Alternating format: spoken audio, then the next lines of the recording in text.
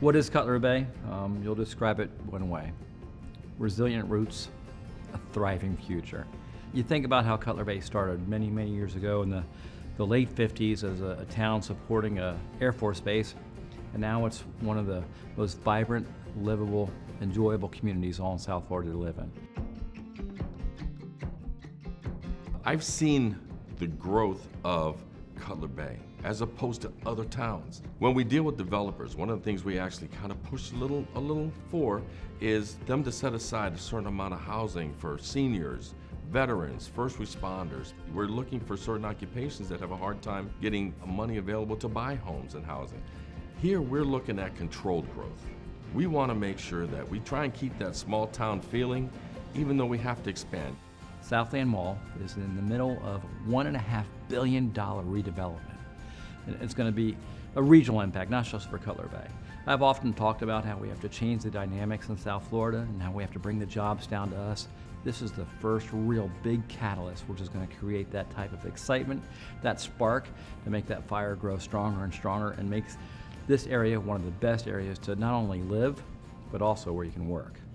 We've been working on this Franjo roadway improvement project for 6 years. Ever since I joined the council in 2018, it's been one of the projects that we've been working on and focusing on, and we are finally broken ground and we're working on it.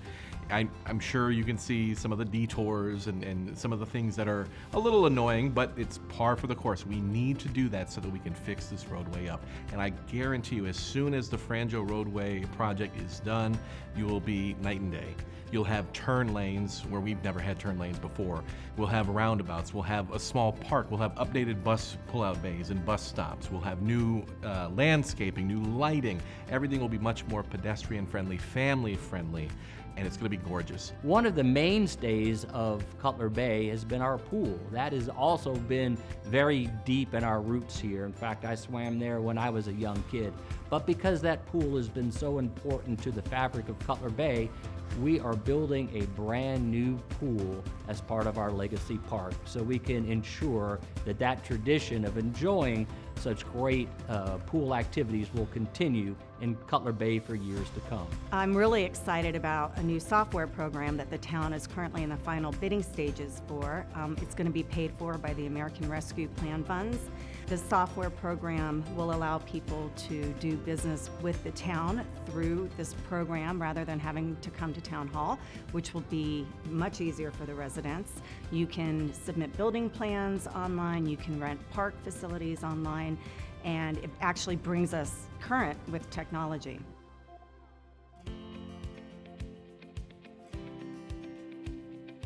In 2005, we opened up with 8 parks. But since then, we've been able to add 5 more parks to our inventory. And these parks include Lakes by the Bay, Blue Heron Park, and Legacy Park, which will be coming soon. And just recently, the new naming of Coastal Ridge Preserve. And to even express how deeply our roots go, we have recently named our newest park, Veterans Park, in honor of our military connection with Homestead Air Force Base throughout the years. I was very proud to be one of the votes allowing the town to purchase 3.5 acres off of 87th Avenue in Old Cutler, which will remain a passive park. It's now called Veterans Park, and part of that acquisition has now led the town to being the largest landowner on Old Cutler, with us owning 28 acres of property.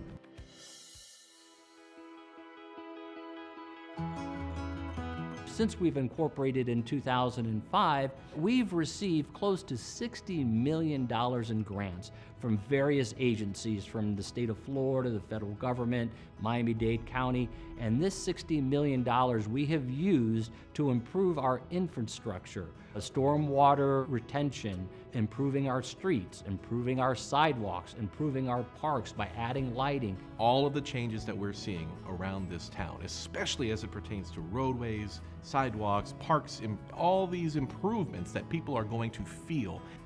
No taxes increased, no property taxes increased. The fiscal transparency that we take is out of this world. We have this financial transparency portal on our website so that any resident, any person really who wants to know every single dollar that we spent, every check that's written, where it's going, it's available online. They can look at what we're doing and know that we're working in their best interest to move the town forward and create this resilient, thriving community of the future. So I'm very proud that this town has programs instituted for all ages. We have a summer STEM camp that's free to about 40 of our residents' children. At the end of it, some of them are actually certified in coding. It's a fantastic robotic camp. We have an active adults program that I'm very proud of. We have sometimes up to 50 or 60 events a month for the active adults. We have Olympic watch parties, game day, lunch and learns, art classes, Zumba classes. Our after-school program is incredible. I take that as an opportunity to teach them about civic involvement, which is very important. Just some of the small things that make Cutler Bay an even better place to live. I mean, number one, quality schools. Schools here are amazing, and they're getting better. Policing. We have a great policing unit, keeping Cutler Bay safe. Crime is low. Quality of life is good. But we've also listened to our residents on their needs as well.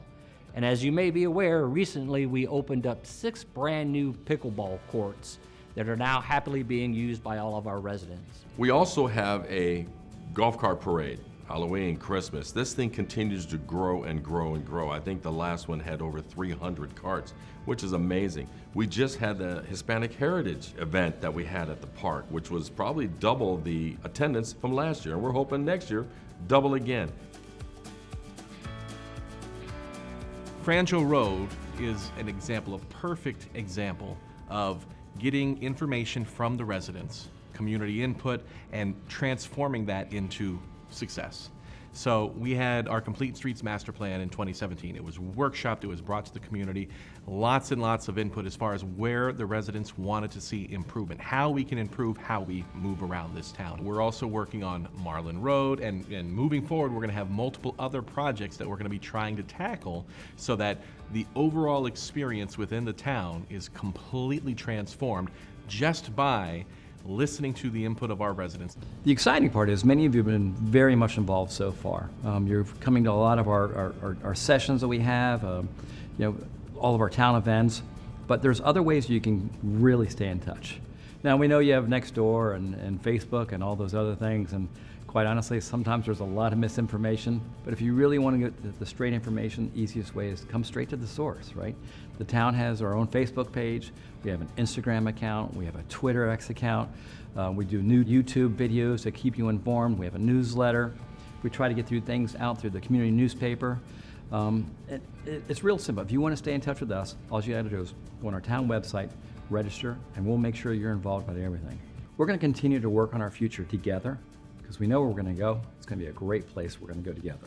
So I've said it once or twice, and hopefully you've listened to me. But God bless America, and God bless Cutler Bay.